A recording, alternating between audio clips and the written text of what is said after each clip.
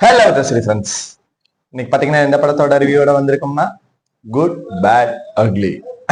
நம்ம AK sir நடிப்புல அப்புறம் கூட வந்து பாத்தீங்கன்னா ரம்யா இது த்ரிஷா மேம், அர்ஜுன் தாஸ் சார், பிரபு சார், அப்புறம் பாத்தீங்கன்னா நம்ம சிம்ரன் பாபு, நிறைய நட்சத்திர பட்டாளங்கள். படத்தை இயக்கி இருக்கிற யாரும் பாத்தீங்கன்னா நம்ம Mark Antony, Trisha Nayanthara director தான், ஆதிக் ரவிச்சந்திரன் சாரு. ஏகே சாரோட ஒரு ஃபேன் பாய், அவரோட ஃபேன் பாய்க்கு தகுந்த மாதிரி இந்த படம் எடுத்திருக்காருன்னு. சரி, நம்ம ஸ்ட்ரைட்டா கதைக்குள்ள போலாம். நீ சொல்லுடா. அது என்ட்ரி தான் மாஸ் தான். வழக்கமா அது எந்த ஒரு படமா இருந்தாலும் அந்த ஹீரோவை காட்டுற விதம் ஒண்ணு இருக்கு இல்லையா, அந்த பிரசன்ஸ், ஸ்கிரீன் பிரசன்ஸ், அது என்ன மாசா காட்டியிருந்தானுங்க. ஆக்சுவலா படத்துல பேரு குட் பேட் அக்லி. இந்த படத்துல சிம்பிளா சொல்லணும்னா அந்த ரொம்ப பேடு, ரொம்ப அக்ரெசிவா அந்த மாதிரி விஷயமே இந்த படத்துல காட்டவே இல்லைங்க.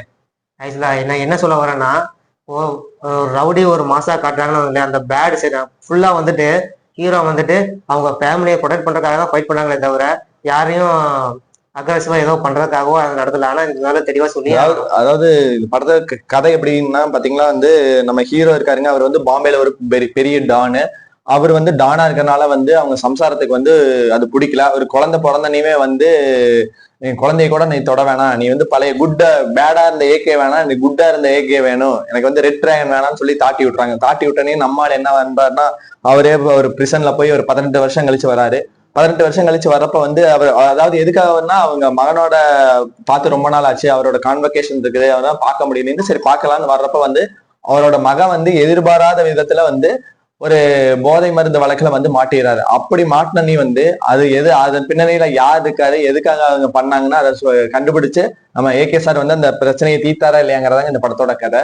இதுல பாத்தீங்கன்னா வந்து படத்துல ரெஃபரன்ஸ்ன்னு சொல்றதை விட ரெஃபரன்ஸ் தான் படமே. ஏன்னா வந்து ஏகப்பட்ட ரெஃபரன்ஸுங்க. தீனா ஸ்டார்டிங்ல வந்து படத்தோட டைட்டில் கார்ட்லயே பாத்தீங்கன்னா உங்களுக்கு வந்து ஒரு இது வச்சிருப்பாங்க. அது பாத்தீங்கன்னா தீனா படத்துல தலை யூஸ் பண்ணிருப்பாரு, தின்னுக்கு தின்னுக்கு சிம்பிளா சொல்லலாம். அஜித்தோட பட வரலாறே இதுல மொத்தம் வரலாறு. அதாவது அஜித்தோட நம்ம மார்க் ஆண்டனி வாலியில இருந்து காட்டாங்க, வாலியில இருந்து காட்டிட்டாங்க.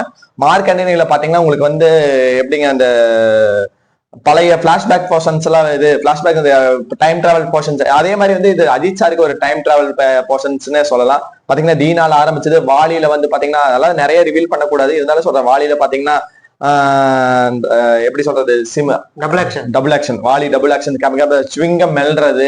அப்புறம் பாத்தீங்கன்னா கிரீடம்ல வந்து ஒரு வெளியில் ஒரு சாங்கு. அப்புறம் த்ரிஷா மேமுக்கு ஒரு ரெஃபரன்ஸ், ஒரு காரப்பொரி நம்ம கில்லியில வரும் பாத்தீங்கன்னா ரெஃபரன்ஸ், அது ஒண்ணு. அப்புறம் வந்து இன்டர்வல் பிளாக்லயே ஐ எம் வெயிட்டிங் ஒரு ரெஃபரன்ஸ். அப்புறம் பாத்தீங்கன்னா யாருக்கு சொல்லலாம், பிரசன்னா சாருக்கோட ஒரு ரெஃபரன்ஸ் கொடுத்துறானுங்க. என்னன்னு பாத்தீங்கன்னா உங்களுக்கு ஏதா இருந்தாலும் நான் ஒரு புன்னகை அரசிட்ட பர்மிஷன் வாங்கணும் அப்படி சொல்லி கேட்பாரு.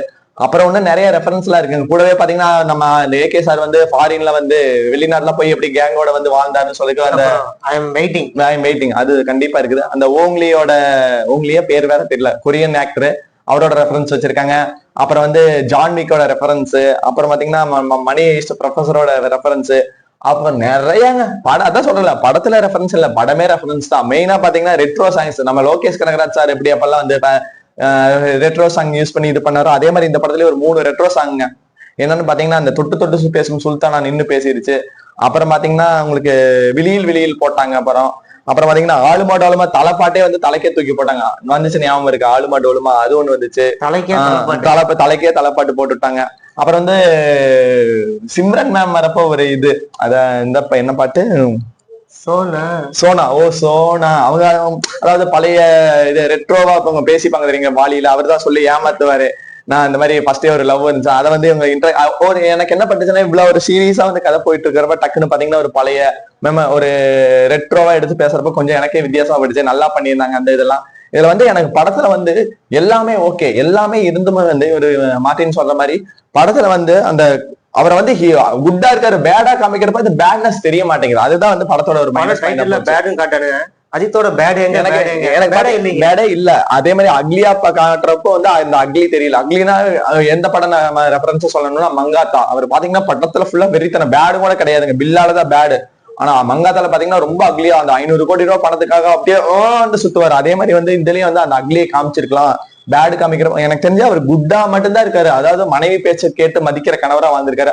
அதுல ஃபேமிலியை ப்ரொடெக்ட் ப்ரொடெக்ட் பண்றது. சில்லுன்னு ஒரு காதல் ரெஃபரன்ஸ் கூட வச்சிருக்காங்க, உங்க கூட 100 வருஷம் வாழணும் அப்படின்னு சொல்லி தலை வந்து ஒரு கமெண்ட் அடிப்பாரு பாருங்க, அதுக்கு தியேட்டரை ஃபுல் பிளாஸ்ட் பண்ணாங்க. ஆக்சுவலா இந்த படம் வந்துட்டு அஜித்தை வந்துட்டு ஒரு புது விதமா, அதாவது ஒரு ஃபுல் அண்ட் ஃபுல்லா ஆக்ஷன் மாசா காட்டியிருக்காங்க. அது கூட அஜித்தோட சும்மா சாதாரணமாவே ஒரு கலாய்க்கோட மனோபக்கத்தோட உள்ள காட்டியிருக்காங்க. அப்புறம் பாத்தீங்கன்னா மெயினா டார்கி நாகராஜோட புலி புலி புலி புலி அந்த சாங் தான் வந்து படத்துல அப்படியே ஒரு தியேட்டர்ல என்னதான் ஆடுறாரு நானும் பாத்துட்டு இருந்தேன், என்னடா இது பஸ்ஸுக்குள்ள கண்டபடி பாடிட்டு இருக்காரு இவரு, யாரா இந்த மனுஷன் அப்படின்னு பார்த்தா கடைசியில தான் தெரியுது ஒரு டார்கி நாகராஜுங்க. அவர் வந்து பெரிய ஒரு சிங்கர், நல்லா பாடியிருந்தாரு, புள்ளி புள்ளி புள்ளின்னு தலைக்கு போட்டு மூமெண்ட்டை கூஸ் பம்ப தூக்கி விட்டுட்டு இருந்தாரு. மெயினா பாத்தீங்கன்னா இந்த படத்தோட இன்னொரு பலன் என்ன சொல்ல போனோம்னா, ஜிவி பிரகாஷ் சாரு அவர் தான் வந்து படத்துல வந்து இசைய வந்து அள்ளி தூக்கி இருக்காருங்க. பாடல்களை விட அனிருத் சார் எப்படி பேசுவோம், நம்ம மியூசிக் நின்று பேசின தலைக்குன்னு செதுக்கி வச்ச மாதிரி இவனுக்கு அப்புறம் சூப்பரா போட்டிருந்தாரு. என் மியூசிக் எனக்கெல்லாம் கங்குவாலதான் காதல ரத்தம் வந்தது, இதுலயுமே காதல ரத்தம் வச்சு. ஆனா அந்த காதல ரத்தம் வேற, இதுல வந்து ஒரு எஃபெக்டா கேட்க இனிமையா இருக்குது. அந்த மாதிரி வந்து ரொம்பவே பர்ஃபார்மா பண்ணிருக்காங்க.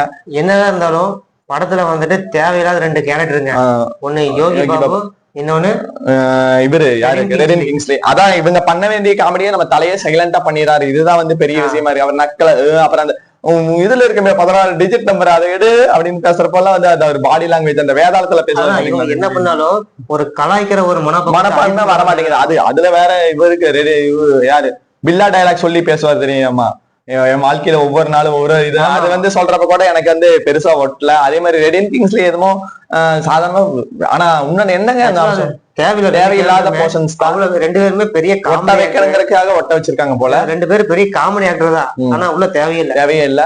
அப்புறம் பாத்தீங்கன்னா மெயினா வந்து இந்த படத்துல ஆதிக் ரவிச்சந்திரன் சாரோட மேக்கிங், அதாவது வந்து ஒரு ஃபேன் பாயா இருந்து எப்படி நம்ம கார்த்திக் சுப்ராஜ் சார் வந்து சூப்பர் ஸ்டாருக்கு எடுத்த மாதிரி ஃபேன் பாய் ஆதிக் ரவிச்சந்திரன் வந்து ஃபுல் அண்ட் ஃபுல்லுங்க. தலையை எங்கெல்லாம் காமிக்கணுமோ அங்கெங்கெல்லாம் போட்டு தாள் பில்டப் தான். படத்துல எப்படி கேஜிஎஃப்ல பில்டப்ப தூக்கி வீசுவோம் பாத்தீங்களா, அள்ளி தெரிக்குது இந்த இடத்துல. அதாவது அந்த இடத்துல மாசே ஃபுல் அண்ட் ஃபுல்லா இருந்ததுனால, மாஸ் அண்ட் ரெஃபரன்ஸ் இருந்தனால நம்மளுக்கு வந்து கதையோட லைட்டா ஒட்ட முடியலையோன்னு தோணுச்சு.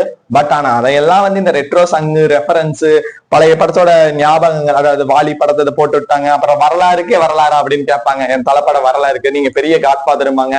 அப்புறம் பில்லா படத்தோட டயலாக், அப்புறம் நிறைய இருக்குதுங்க. என்ன நடந்தாலும் ஒரு படத்துல வந்துட்டு லேக்ன்றது பெருசா இருக்கு. ஆமா, ஏன்னா நிறைய எல்லாமே ரெஃபரன்ஸா கொடுத்தனால வந்து எல்லாம் வந்து கத்திட்டே இருக்கறனால வந்து என்டர்டைன்மெண்ட் பண்றதுனால வந்து பெரிய இது வந்து மைனஸா எங்கேயுமே படாது நம்மளுக்கு.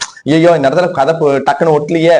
மெயினா வந்து அர்ஜுன் தாஸ் சார் கண்டிப்பா பாராட்டியாங்கன்னா, அதுல வந்து இது அதை சொல்லக்கூடாது, நல்ல ஒரு பர்ஃபார்மங்க. நல்லா வந்து ஏகே சாருக்கு டஃப் கொடுக்கணும். எனக்கு தெரிஞ்சு பாத்தீங்கன்னா 2 பேர்த்தோட வாய்ஸ் ஒரே மாதிரி தான். இந்த மாதிரி தலைக்கும் பாத்தீங்க ஏகே சாருக்கும் பாத்தீங்கன்னா கட்டக்குரல், அர்ஜுன் தாஸுக்கும் கட்டக்குரல். எனக்கு 2 வயசு டக்கு என்னடா 2 பேரும் ஒரே மாதிரி தான் வாய்ஸ் இருக்குது அந்த மாதிரி கூட தோணுச்சு. நல்லாவே வந்து அர்ஜுன் தாஸ் சார் பண்ணியிருந்தாரு அந்த டன்.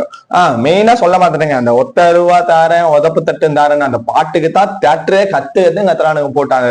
சிம்பிள், அது மியூசிக் ஜிவி சார் போட்டு அள்ளி விட்டுருப்பாரு ஒரு ரெட்ரோல மிக்சிங்ல.